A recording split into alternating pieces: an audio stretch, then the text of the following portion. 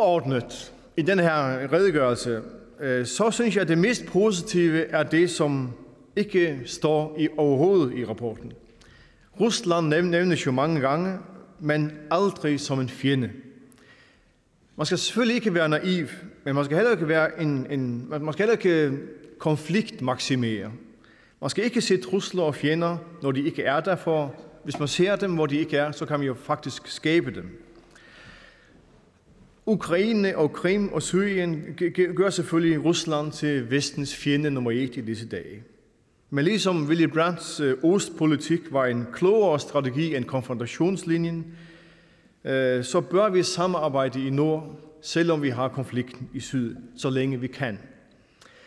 Ruslands erklærede mål i Arktis, Ruslands arktiske strategi, ligger ikke langt fra Danmarks arktiske strategi eller de andre nordiske landes strategier.